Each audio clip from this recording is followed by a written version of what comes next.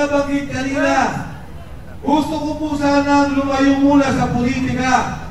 Nung ako ay imbitahan ni Senador Marcoleta at ng sakit, nung pong nakaraang halalan, ang sabi ko kay Senador Marcoleta, Senador Cardante, kumali, ayoko munang sumabak sa politika. At umabot po sa punto na maraming nagiging panggugulo, debate at away sa politika, hindi po ako nakikialam. Hanggang sa lumapit si Sergeant Orly Gutesa. Gutesa! Gutesa! Gutesa! Gutesa!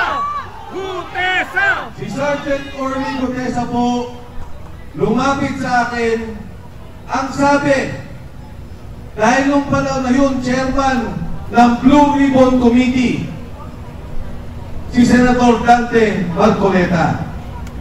Ang sabi niya, sabi niya, ito po ang mga nangyayari. Nag-deliver po kami ng pera. Dito, sa may Valle Verde, dumarating ang bilyong-bilyong pera.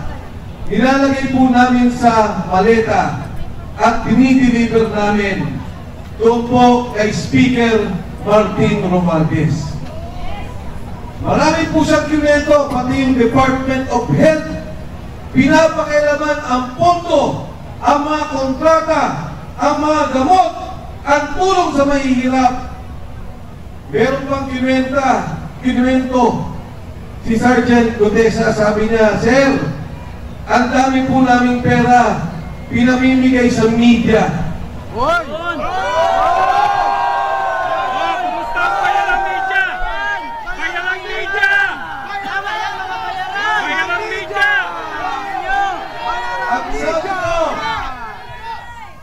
Sergeant Gutesa, mas maganda na ikwento mo yan kay Senador Marcoleta.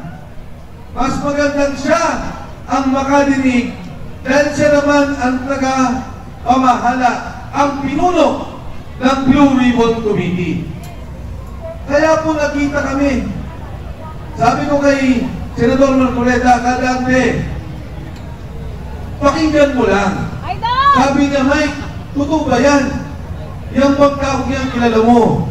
Sabi ko, pakinggan mo. Dinggin mo kung ano sasabihin niya at magugulat ka. Nakita po kami, kinwento ni Sergeant Gutesa kung ano yung ginagawa nila na bigayan ng pera. Ang katunayan mo, ngayon ko lang nalaman na yung isang maleta pala kaya maglaman ng 48 million pesos.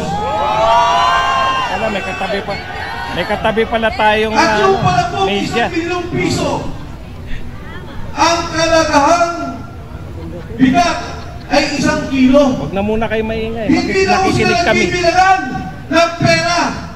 Kinikilo ang pera para malaman kung magkano. Kilo! Puta! Kilo! Magugulat kayo nung pinento niya.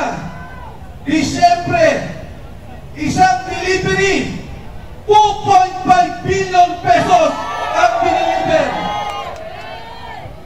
Inaakyat sa bahay ni Saldico, wala po Valle Verde. May bahay si Saldico. Doon po kinikilo pera, binibilang, ilalagay sa maleta. Dadalhin sa bahay ni Saldico, siya po sa Shangri-La Horizon sa BGC.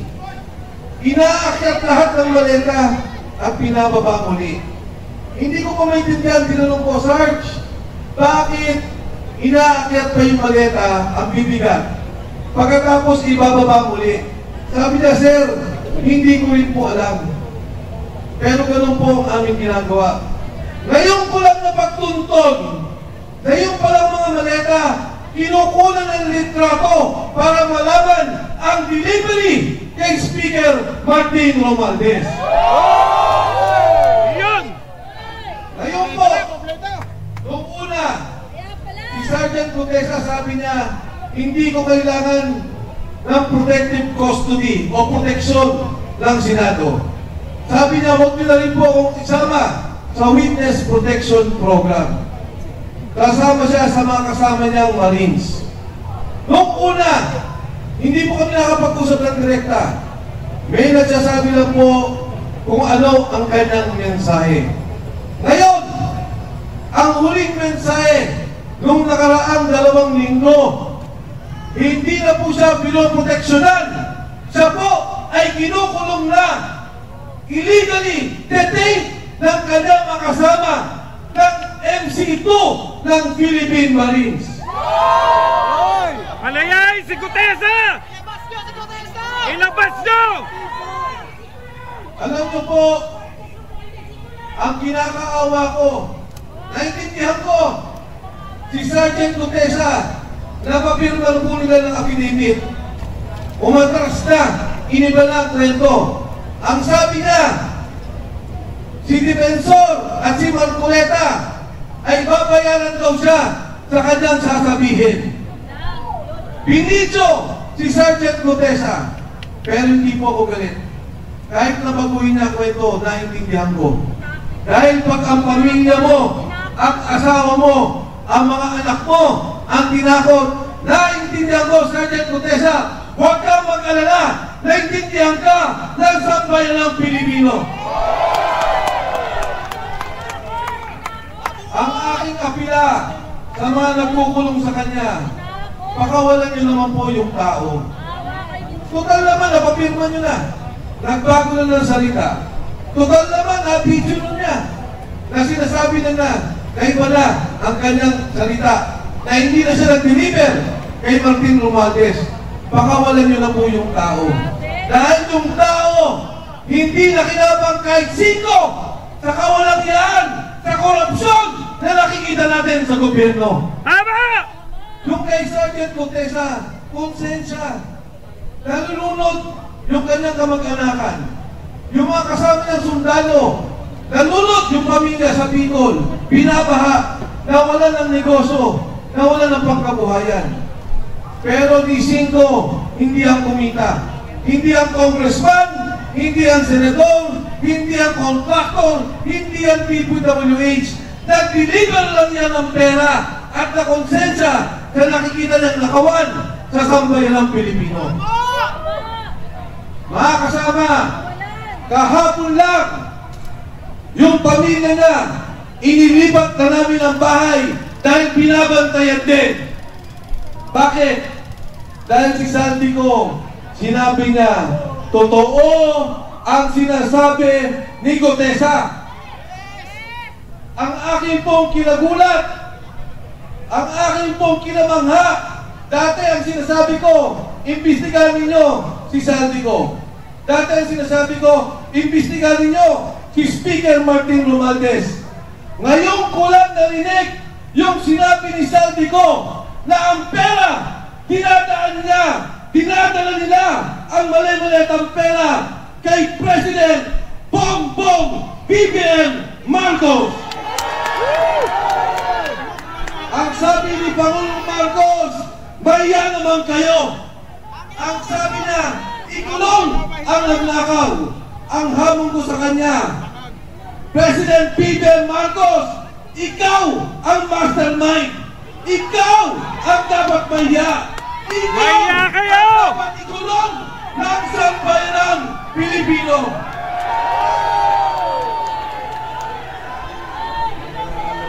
Ngayon, sasabihin nila, ang sabi po nila, Sandy ko, umuwi ka, harapin mo ang kaso.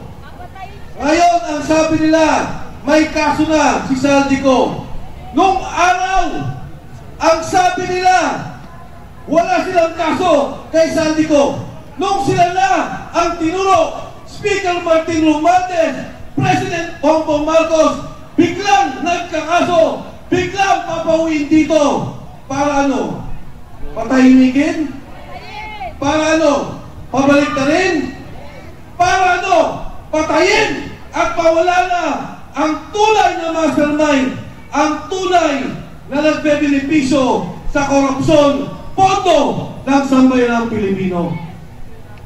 Yan pong pondong yan, pera nyo, binabayaran natin lahat yan. Buwis yan ng taong bayan. Tapos ganyan lang mangyari. Paano ang edukasyon? Yung pilit, kinunan na yung pondo. Paano ang mga ospital?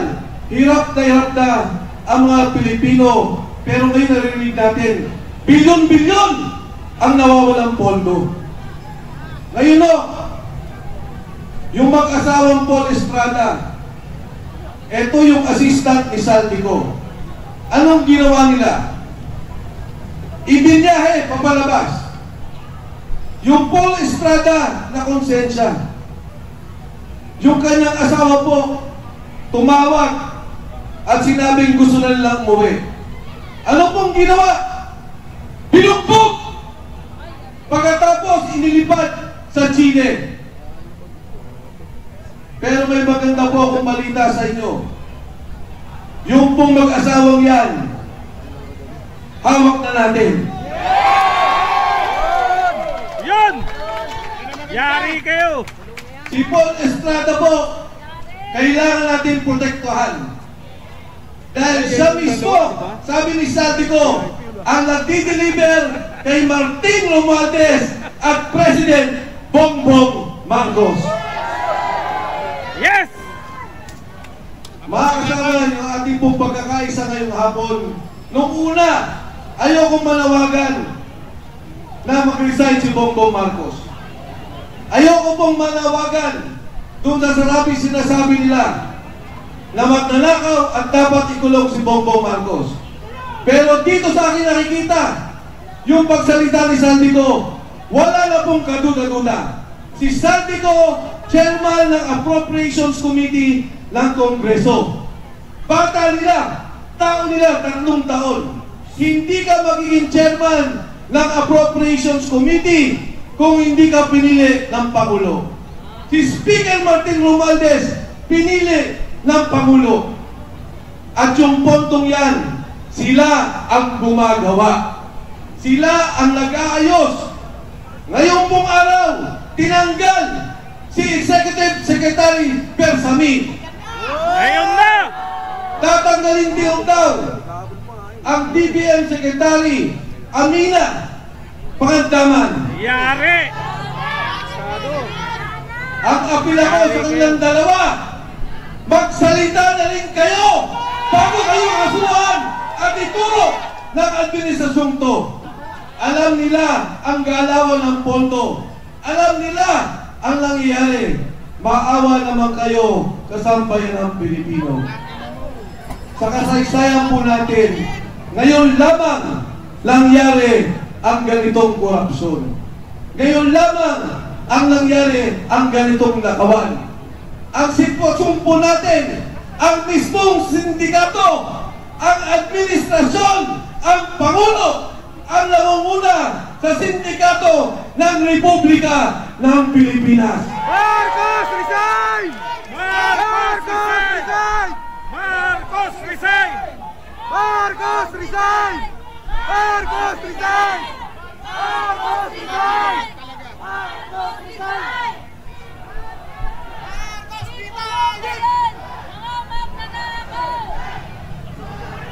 Mga kasama, ito hong 3 araw natin, kailangan may mangyari. Itong ating pagkakaisa, kailangan marisolba ang problema ng ating bansa. Tama! Itong 3 araw na to, kailangan mabuwag ang sindikato ng gobyerno ng administrasyon ni Bongbong Marcos. Bakit ba kayo? Tama! Naniniwala ba kayo na dapat mag-resign si BBM? Tama! Hindi ko kayo narinig! Kulong na yan!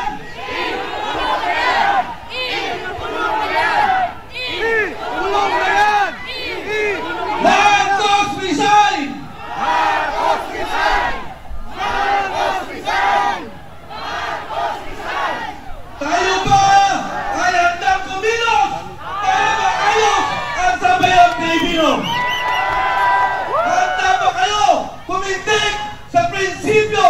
linisin ang korupsyon ng bansang Pilipinas.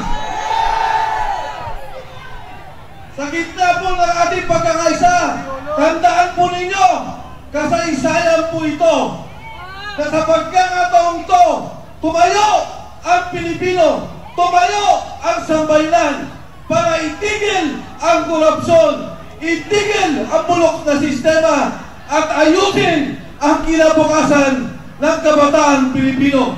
Maraming salamat po.